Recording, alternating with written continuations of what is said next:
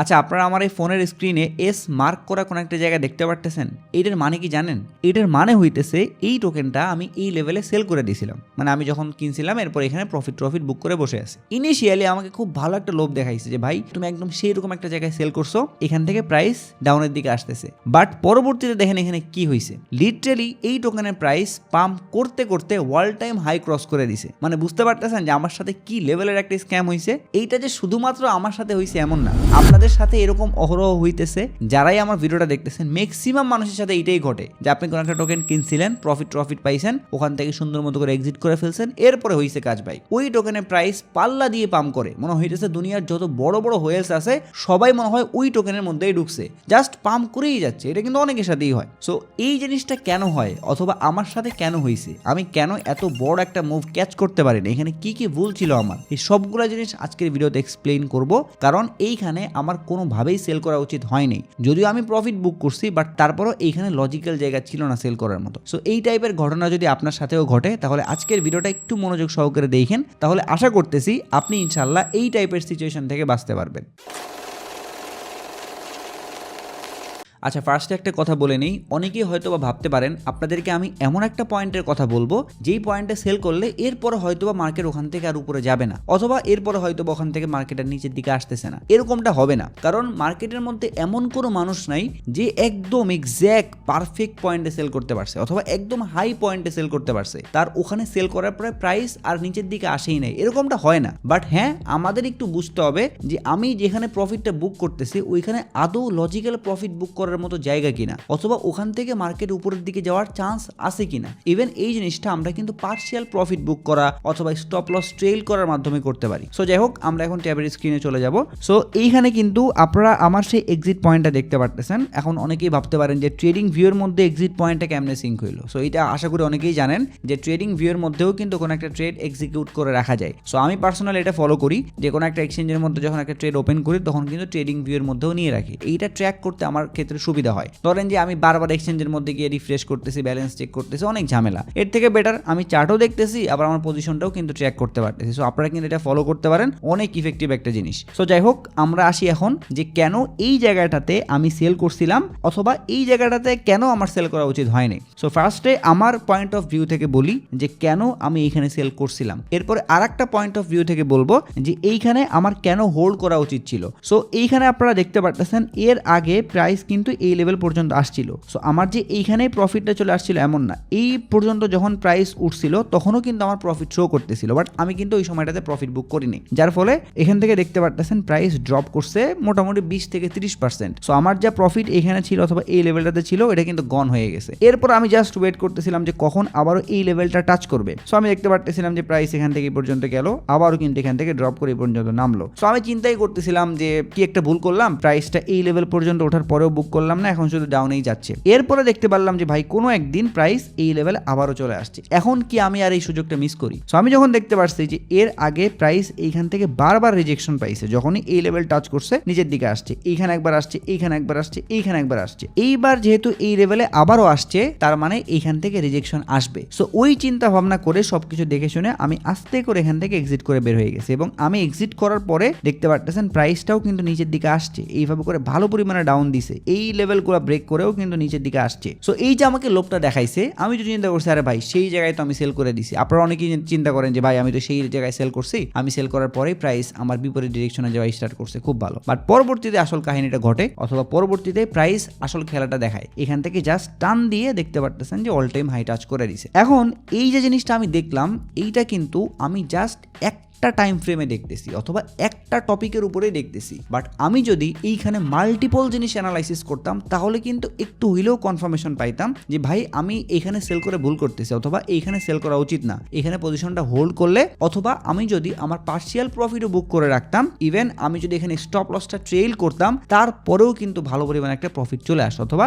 এই মুভমেন্টটা আমি একটু হইলেও কিন্তু ক্যাচ করতে পারতাম। বাট এইগুলা জিনিস আমি করি নেই, যার ফলে আমার কিন্তু ভালো পরিমাণে একটা প্রফিট মিস চলে গেছে অথবা বলতে পারেন 50 থেকে 70% মতো একটা মুভ কিন্তু আমি ক্যাচ করতে পারিনি। সো এখন আসেন যে কি কি জিনিস অ্যানালাইসিস করলে এই জিনিসটা আমি একটু হইলেও ধরতে পারতাম। সো আমি যদি জিনিসগুলো একটু মুছে ফেলি এবং এইখান থেকে যদি আমি টাইম ফ্রেমটা একটু শিফট করাই ফেলি, বর্তমানে আমরা কিন্তু অনেক হায়ার টাইম ফ্রেমে আছি 4 আওয়ার্স, বাট এইটাকে আমি যদি একটু মাল্টিপল টাইম ফ্রেমে গিয়ে অ্যানালাইসিস করি, এর সাথে আমি যদি একটা ইএমএ নিয়েছি অথবা দুইটা ইএমএ নিয়েছি 50 এবং 200 ইএমএ, এই জিনিসগুলোর মাধ্যমে একটু দেখে অ্যানালাইসিস করে যে আদৌ কি আমার এখানে সেল করা উচিত হয়েছে কিনা। সো আপনারা জাস্ট এই সেকশন থেকে ইএমএ লিখে সার্চ করবেন, তাহলে এই টাইপের কোন একটা ইন্ডিকেটর পেয়ে যাবেন। আমি একটু দেখাই দিচ্ছি, এটা জাস্ট একদম ফ্রি একটা অ্যাকাউন্ট, আপনারা এইভাবে এই অ্যাকাউন্টে ইউজ করতে পারবেন যখন নতুন অবস্থায় থাকবে। সো এইরকম একটা ইএমএ পাবেন যেখানে হইতেছে 20, 50, 100, 200 এরকম চারটা আছে। সো আমি জাস্ট সেটিং অপশন থেকে 200 এবং 50 এই দুইটা ইনেবল করে রাখছি, বাকি দুইটা ডিসেবল করে দিছি। সো এখন যদি আমি এটা ইনেবল করে দিই তাহলে দেখতে পারবেন আমার চার্টের মধ্যে কিন্তু দুইটা দাগ চলে আসছে।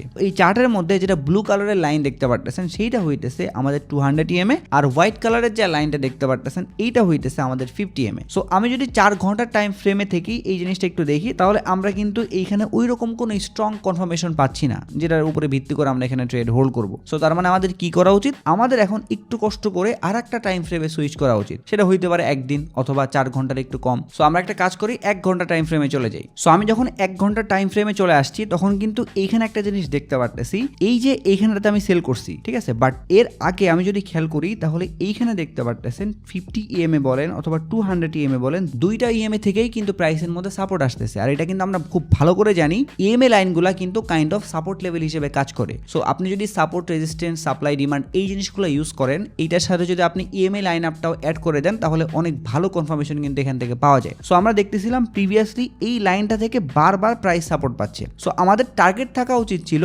যতক্ষণ না পর্যন্ত এই ইএমএ লাইনটা ব্রেক করে প্রাইস নিচের দিকে আসতেছে ততক্ষণ পর্যন্ত আমরা হোল্ড করি, অথবা এই ইএমএ লাইনগুলোর নিচে আমরা স্টপ লস দিয়ে রাখি। সো আমরা যদি একটু সামনের দিকে আগাই যাই তাহলে এইখানে দেখতে পারতেছি এই ইএমএ লাইনগুলোর এখান থেকে কিন্তু ব্রেকডাউন চলে আসছে। এই যে আমাদের ব্লু কালারের যে লাইনটা ছিল ওইটাও ব্রেক করে দিছে এবং আমাদের যে হোয়াইট কালারের লাইন ছিল এইটাও কিন্তু ব্রেক করে প্রাইস নিচের দিকে চলে গেছে। সো এইখানে আমাদের কিন্তু মোটামুটি স্টপ লস চলে যেত, অথবা আমরা যে ট্রেইল স্টপ লস করতাম ওইটার কারণে আমাদের প্রফিটটা একটু কম হইতো, কারণ এইখানে আমরা সেল করছিলাম, বাট এই ক্ষেত্রে আমাদের হয়তোবা এইখানে কোনো একটা জায়গায় সেল করা লাগতো। বাট মজার বিষয় হচ্ছে আমরা কিন্তু জাস্ট দুইটা টাইম ফ্রেম সুইচ করছি, একটা হইতেছে আমাদের 4 ঘন্টা ছিল আর এইটা হইতেছে আমাদের 1 ঘন্টার টাইম ফ্রেম। বাট এখন যদি আমরা আরেকটু সুইচ করি, ধরেন যে আমি 1 ঘন্টা টাইম ফ্রেম দেখতেছি, এখন একটু 30 মিনিটের মধ্যে চলে যাই এবং 30 মিনিটের মধ্যে গিয়ে দেখি যে এই টাইপের কোনো কনফার্মেশন আসতেছে কিনা। সো আমরা যখন 30 মিনিট টাইম ফ্রেমে সুইচ করলাম তারপরেও কিন্তু দেখতে পারতেছে যে ভাই এইখানে সুবিধাজনক ওই রকম কোনো কনফার্মেশন আসতেছে না, কারণ ইএমএ লাইন থেকে সাপোর্ট পাওয়া মানে হইতেছে একদম স্মুথ সাপোর্ট পাবে। ধরেন এইভাবে ইএমএ লাইন আপ যাচ্ছে, প্রাইসও এইভাবে নিচে ট্যাপ করতেছে উপরে যাচ্ছে, ট্যাপ করতেছে উপরে যাচ্ছে, এই টাইপের ঘটনা ঘটবে। বাট আমরা কিন্তু এইখানে দেখতে পারতেছি ইএমএ লাইন আপগুলো জাস্ট ক্রস করতেছে, আবার উপরে যাচ্ছে, ক্রস করতেছে উপরে যাচ্ছে, এইখানে আমরা ওই রকম কিন্তু ভালো কোনো কনফার্মেশন পাচ্ছি না। সো এখন আমরা ফাইনাল স্টেপে যাব, সেটা হইতেছে আমাদের 1 দিনের টাইম ফ্রেম, এটা কিন্তু বাদ আছে, এটা আমি ইচ্ছা করে ফার্স্টের দিকে বাদ রাখছি যাতে আপনাদেরকে বুঝাইতে পারি যে আপনি মাল্টিপল টাইম ফ্রেমে যখন অ্যানালাইসিস করবেন তখন কোনো না কোনো একটা টাইম ফ্রেম থেকে একটা ভালো কনফার্মেশন পাবেন। বাট যদি দেখেন যে কোনো টাইম ফ্রেম থেকে আপনি কনফার্মেশন পাচ্ছেন না, তখন গিয়ে কিন্তু আপনি সেল করার একটা ডিসিশন নিতে পারবেন। সো এখন আমরা চলে যাব ডেইলি টাইম ফ্রেমে। সো আমি যখন ডেইলি টাইম ফ্রেমে আসছি তখন দেখেন যে এইখানে কি লেভেলের একটা কনফার্মেশন পাইছি।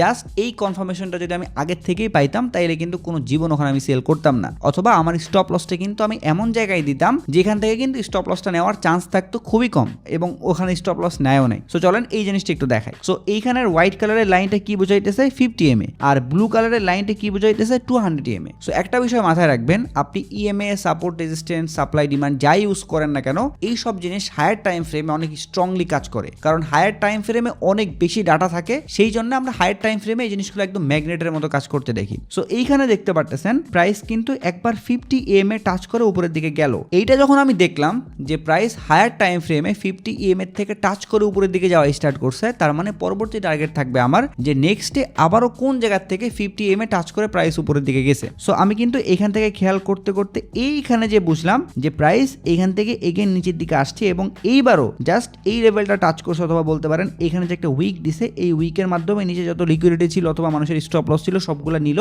এন্ড দেন এখান থেকে আবারও কিন্তু প্রাইস উপরের দিকে স্পাইক মারছে। সো বুঝতে পারতেছেন যে আমাদের এই লেভেলটাই কিন্তু টার্গেট করে করে চলতে হবে, যতক্ষণ না পর্যন্ত এই লেভেলটা স্ট্রংলি ব্রেক করতেছে অথবা নিচের দিকে স্ট্রং কোনো ক্যান্ডেল ক্লোজিং দিচ্ছে ততক্ষণ পর্যন্ত মার্কেট কিন্তু বুলিশ, এখানে সেল করার কোনো প্রশ্নই ওঠে না। সো আমরা কিন্তু এই যে একটা পয়েন্ট পাইলাম, এখানে আর একটা পয়েন্ট পয়েন্ট পাইলাম, এরপরে দেখেন এইখানে এই যে আরেকটা পয়েন্টও কিন্তু আমরা পাইছি। এখন এইখানে যদি আমি সেল না করে জাস্ট একটু কষ্ট করে আমার যে স্টপ লস ছিল ওই স্টপ লসটা ট্রেইল করে আমি এইখানটাতে দিয়ে যেতাম, তাইলে কিন্তু আমার স্টপ লসটা যাইতো না। এখন মনে করতে পারেন যে ভাই এইখানে স্টপ লস দেওয়ার কি রিজন? এখানে স্টপ লস দেওয়ার দুইটা রিজন আছে। একটা হইতেছে এইখানে যে একটা সাপোর্ট লেভেল অথবা যাই বলেন না কেন ডিমান্ড জোন, এই ডিমান্ড জোনের নিচে আমি দিচ্ছি। দ্বিতীয়ত এইখানে কিন্তু আমার যেটা 50 EM টার্গেট ছিল সেই 50 EM এরও নিচে আসতেছে। এরপরে আমরা যেটাকে সর্বোচ্চ ভ্যালু দেই 200 EM এ, সেই EM লাইনের নিচেই কিন্তু আমার এই স্টপ লসটা আসতেছে। জিনিসটা বুঝতে পারছেন? আমি যদি এইখানে জাস্ট এইভাবে সেট আপ করে রাখতাম তাইলে আমার স্টপ লসটা যাইতো না এবং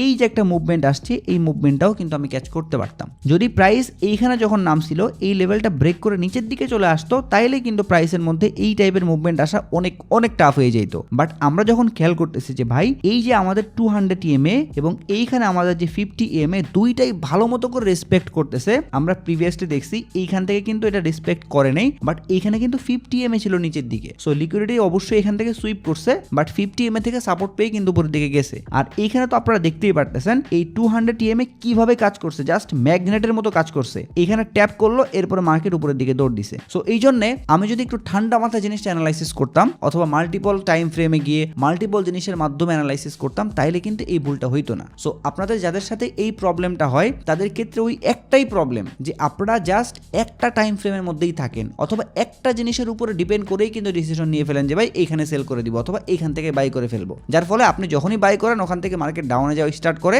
আর যখন আপনি সেল করেন ওখান থেকে মার্কেট উপরের দিকে যাওয়া স্টার্ট করে। পুরোপুরি উল্টা জিনিস হয়। সো একটু কষ্ট করে নেক্সট টাইম থেকে যখনই ট্রেড নেবেন, সেটা হইতে পারে আপনি বাই করতেছেন সেল করতেছেন, তখন অবশ্যই একটা জিনিসের উপরে ডিপেন্ড করবেন না, আপনি ওখানে আরো কয়েকটা জিনিস ইমপ্লিমেন্ট করবেন। হইতে পারে আপনি মাল্টিপল টাইম ফ্রেমে সুইচ করতেছেন অথবা আপনি ইমেল লাইন আপ দেখতেছেন অথবা ওখানে আপনি ভলিউম প্রোফাইল দেখতেছেন, এরকম কয়েকটা জিনিস নিয়ে অ্যানালাইসিস করে তারপরে ডিসিশন নেন যে ভাই আমি কোনো জায়গা থেকে কোনো টাইপের কনফার্মেশন পাচ্ছি না যে এখান থেকে মার্কেট উপরে যেতে পারে অথবা এখান থেকে আমার আরো প্রফিট আসতে পারে, তখন কি আপনি সেল করেন। বাট যদি আপনি এইভাবে দেখতে পারেন যে ভাই ডেইলি টাইম ফ্রেমে এত সুন্দর ক্যান্ডেল আসছে অথবা ডেইলি টাইম ফ্রেমে ইএমএ লাইন আপগুলো এত সুন্দরভাবে রেসপেক্ট করতেছে, আমি কেন এখানে সেল করব, অথবা আমি যদি চাই তাহলে হাইয়েস্ট পার্শিয়াল প্রফিট বুক করতে পারি এন্ড দেন আমার যে স্টপ লস আছে ওই স্টপ লসটা আমি জাস্ট একটু নিচের দিকে দিয়ে দিই, তাহলেই কিন্তু এইখানে আমার স্টপ লসও যাচ্ছে না। এর পাশাপাশি উপরে যে কি লেভেলের মুভমেন্ট আসছে এই পুরো মুভমেন্টটা আমি ক্যাচ করতে না পারলেও মোটামুটি এই পর্যন্ত কিন্তু আমি সেল করতে পারতাম কি, অথবা এইখানেও যদি আমি সেল করতাম তারপরেও কিন্তু ভালো পরিমাণে একটা প্রফিট চলে আসতো। সো বুঝতে পারতেছেন